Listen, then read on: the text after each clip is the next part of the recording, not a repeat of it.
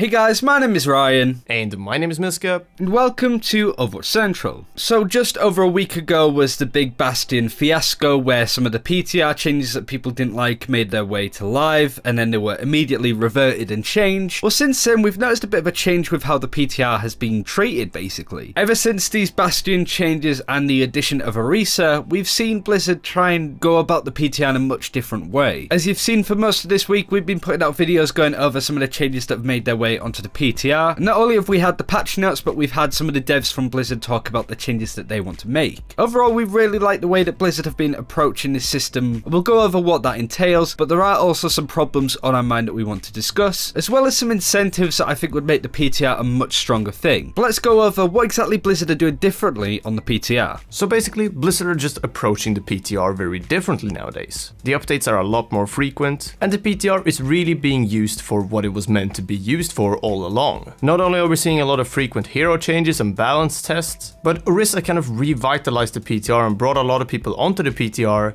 that are now testing other things, which is why the PTR is just discussed a lot right now. With this though comes some problems. For example, with Orisa, people would just kind of leave games if they didn't get to play Orisa. They didn't really want to experience the game with Orisa in it. A lot of players just wanted to play Orisa themselves, which is understandable but does create some new problems. But like I said, once new changes came along, more people jumped onto the PTR to try out different things. Basically more to do than try to play the new hero, because when a balance patch is as wide as this one was, there are a lot of heroes to try out to see if they still work. A lot of people will try their mains to see if they can still play them to the same degree as before. So regardless of the bumpy road that the PTR has been on in the past couple weeks, the result is still fairly satisfying, at least to us. The main reason why I think we're seeing more changes is that overall these changes are coming out one by one and are much more minor. It's like a 7-course meal instead of a massive buffet of changes. Whilst yes, we did see a good amount of changes at the start of the week, with the likes of Junkrat, Sombra, Winston all getting changes. Over the next 72 hours, Sombra was added to and the changes to Ana and Zen were reverted. Now this in itself is really interesting that they're not afraid to sort of step back with these changes, something that they've never done before up until now. The only change that was put onto the PTR that didn't actually go through to life before this was a mercy change, which I think was our healing per second being increased by 20%. As I said, that was the only change that was on the PTR that didn't actually make it to live in one sense or another. Not only that, we're getting developer posts as well on the Battle.net forum saying why some of these changes are going through. Usually you do have a developer comment underneath it when these patch notes hit the PTR or live, but hearing them talk more about it in depth is something that's really useful. You can understand the thought process that they're thinking of at Blizzard HQ.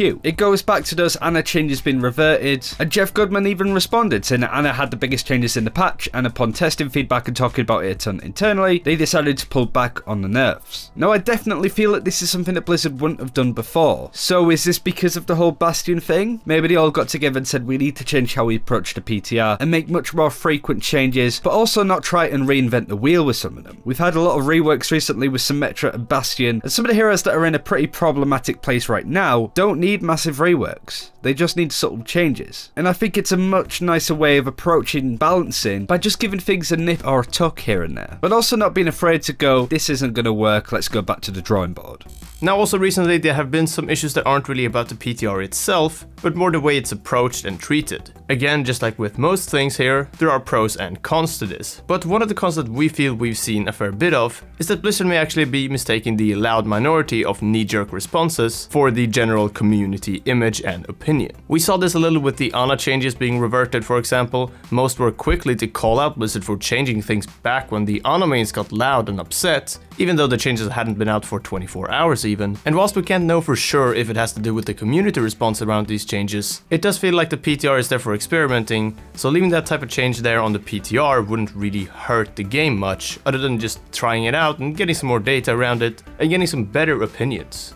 The more people at Blizzard get to play it on the PTR, the more information and feedback that they can get. And really there needs to be more incentives to actually play on the PTR. It's good for us as content creators, we can go on there, play a bit and give you our thoughts on the heroes. As well as players that want to sort of get ahead, if that makes sense, by playing these new changes and seeing what the game's going to be like. It's also a whole lot different to actually look at changes versus playing them yourself. But what I would like to see is levels and XP mattering cross servers if possible. It rewards players for playing on the PTR by doing this. And what Blizzard are doing anyway with loot boxes as well is rewarding time played, and this shouldn't be any different for the PTR. Maybe even double XP weekends for feedback analysis. When they really want to go hard on the testing, double the XP amount on a PTR and get people to play it. That might work. Also, finding ways to have PTRs on consoles is another great way of getting feedback for that as well, but I imagine that's much more difficult to do. Basically, there needs to be some more rewards to get players on the PTR and involved in the balancing process, other than getting hands on new heroes and new reworks and stuff like that. It's been a really nice period on the PTR recently because everybody's playing for different reasons, but I still think there needs to be more. But let's take a step back and look at this from a different perspective. A sort of a bit of an outsider one, I guess you could say, but just to get an overall impression and come to a conclusion. So right now the PTR is mostly getting recognition and making a lot of tweets, articles and videos due to the rate at which it is being updated. But this aspect of it, this PR sort of aspect, is also very important, because when we write about this, tweet about it, talk about it, I feel like it's important to recognize and maybe even praise Blizzard for the way they've been treating the PTR with all these very frequent updates and all this communication with the community, so they actually keep working with the PTR in this way rather than going back to any older way of approaching it that again sort of just became a sneak peek of the next patch where nothing really changed. Personally, I've been enjoying following Overwatch a lot more when there's a lot of balanced discussion and a lot of testing going on, rather than these long periods of just not really knowing what's gonna happen next, or if Blizzard are actually looking at certain issues in the game, certain balance issues and certain characters. So in conclusion, whilst there have been some issues with the PTR recently, the overarching thing that we're taking away from it is that these frequent updates and this way of communicating with the community from the developer side and with the developers from the community side is incredibly healthy for the game and also makes for some interesting discussion. And that's it for this time. Thank you very much for watching. Do let us know what you think of the state of the PTR, whether you'd like to see a PTR on console, but also what you think of Blizzard's sort of attitude towards these changes that we've seen in the last week. Is it an improvement, or do you think they're being a little bit too scared of upsetting people now by reverting changes? Let us know in the comments below, and until next time, take care, we'll see you then.